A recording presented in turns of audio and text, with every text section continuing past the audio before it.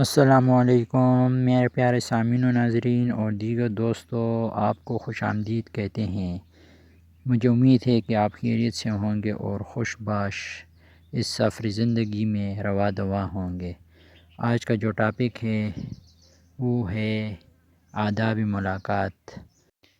آداب ملاقات کیا ہے اور حضور علیہ السلام نے ہمیں کس طرح سکھایا کہ آپس کے آداب ملاقات کے دوران آپ کی آداب کیسے ہونے چاہیے۔ آئیے مل کر ایک ٹاپک پڑھتے ہیں۔ آداب ملاقات۔ معاشرہ انسان کے اکٹھے رہنے کا نام ہے۔ ہر معاشرے میں لوگ ایک دوسرے سے ملتے جلتے، بات چیت کرتے اور مل کر کام کرتے ہیں۔ آپس میں ملتے وقت ہر معاشرے میں کچھ کلمات کہے جاتے اور بعض دفعہ ہاتھ ملائے جاتے ہیں یا سر جھکایا جاتا ہے۔ اسلام نے ہمیں جو تہذیب سکھائی ہے اس میں ملنے والے ایک دوسرے کی سلامتی کے لیے دعا کرتے ہیں۔ ایک مسلمان دوسرے کو السلام علیکم، تم پر سلامتی ہو کہتا ہے اور دوسرا وعلیکم السلام، تم پر بھی سلامتی ہو کہہ کر جواب دیتا ہے۔ یہ الفاظ کسی وقتی اور محدود معنوں میں نہیں بلکہ سلامتی کی اس دعا کا دائرہ بہت وسیع ہے۔ اس میں مخاطب کی صحت و تندرستی کے ساتھ اس کے گھر بار، کاروبار، مال و جان، عزیز رشتہ دار سب کی سلامتی شامل ہے۔ اس سے بھی بڑھ کر سلامتی کی یہ دعا مسلمان بھائی کے دین کی سلامتی اور آخرت کی کامیابی کی دعا بھی ہے۔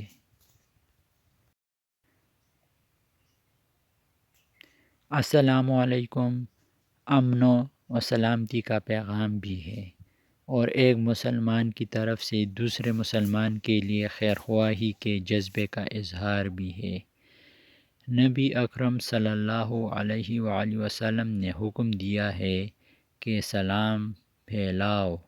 اس میں واقف اور ناواقف، شناسا اور اجنبی، چھوٹے اور بڑے کی کوئی تمیز نہیں، بلکہ ہر مسلمان دوسرے مسلمان یا مسلمانوں کی جماعت کو سلام کرے۔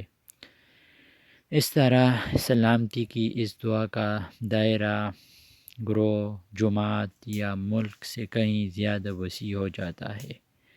یوں السلام علیکم عالمگیر سلامتی کی خواہش کا اظہار ہے۔ ملاقات کے وقت السلام علیکم کہنا، اس کا جواب دینا محض ایک رسم کی پابندی نہیں بلکہ یہ عبادت کا ایک حصہ ہے جس پر اللہ تعالیٰ کی طرف سے اجر ملتا ہے۔ قرآن مجید نے ہمیں تعلیم دی ہے کہ جب کوئی سلام کہے تو تم اس کا بہتر الفاظ میں جواب دو، لہٰذا السلام علیکم کے جواب میں وعلیکم السلام ورحمۃ اللہ وبرکاتہ کہنا بہتر ہے، اور اگر وبرکاتہ کا اضافہ کیا جائے تو اور بھی بہتر ہوگا۔ مسلمانوں میں السلام علیکم کے ساتھ مصافحہ کرنے یعنی ہاتھ ملانے کا رواج بھی ہے، جو دراصل مسنون عمل ہے۔ نبی کریم صلی اللہ علیہ وآلہ وسلم کے ارشاد کے مطابق مصافحہ کرنے سے دلوں میں صفائی پیدا ہوتی ہے، مسلمان بھائی کے لیے محبت کا جذبہ ابھرتا ہے، یہ بے تکلفی اور مساوات کا اظہار بھی ہے۔ السلام علیکم کہنا محض ایک مسلمان کا دوسرے مسلمان سے ملنے تک ہی محدود نہیں بلکہ گھر والوں کو سلام کرنا، راہ چلتے یا مجلس میں بیٹھے سبھی کو سلام کرنا ضروری ہے۔ مسلمانوں کو جو آداب سکھائے گئے ہیں ان میں دوسروں کے آرام اور احترام کا لحاظ رکھنا بہت ضروری ہے۔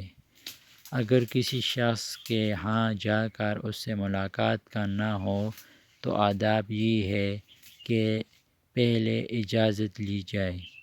گھر میں جانا ہو تو دروازے پر السلام علیکم کہا جائے یا دروازے پر دستک دی جائے۔ جہاں گھنٹی لگی ہو تو گھنٹی بجا کر تھوڑی دیر انتظار کیا جائے۔ اگر جواب نہ ملے تو دوبارہ یہی عمل دہرایا جائے۔ پھر بھی جواب نہ ملے تو دل میں تنگی محسوس کیے بغیر واپس چلے آنا بہتر ہے، اس لیے کہ ممکن ہے کہ صاحب خانہ سو رہا ہو، بیمار ہو، کسی کام میں مصروف ہو یا کوئی اور عذر ہو۔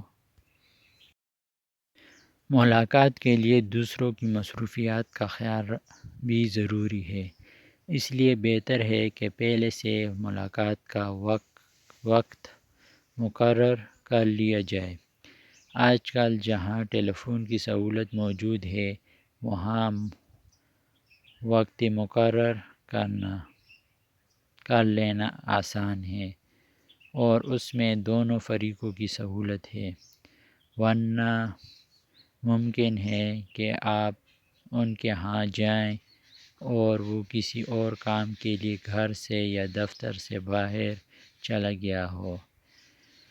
ملاقات کرنے کے بے شمار دنیاوی اور دینی مقصد ہو سکتے ہیں۔ بہتر یہ ہے کہ ہماری ملاقات کسی ناجائز اور نقصان دہ مقصد کے لیے نہ ہو، بلکہ اس میں بھی اپنی اور دوسرے فریق اور سارے مسلمانوں کی بہتری ہونی چاہیے۔ اگر ایسا ہو سکے تو یہ ملاقات بھی اجر و ثواب کا ذریعہ بن سکتی ہے۔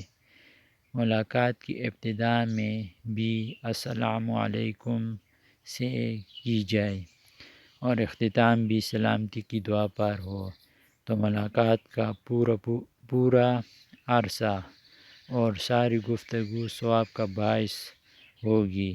بہتر یہ ہے کہ جدا ہوتے وقت یہ دعا پڑھ لیا جائے: سبحانک اللہم وبحمدک اشہد ان لا الہ الا انت استغفرک واتوب الیک۔ آئیے ہم سب اللہ پاک سے دعا کرتے ہیں کہ اللہ پاک ہم سب کو اس پر عمل کرنے کی توفیق عطا فرمائے اور ایک دوسرے کے ساتھ شیئر کرے تاکہ وہ دوسرے بہن بھائی اور بچے اسے مستفید ہو سکیں۔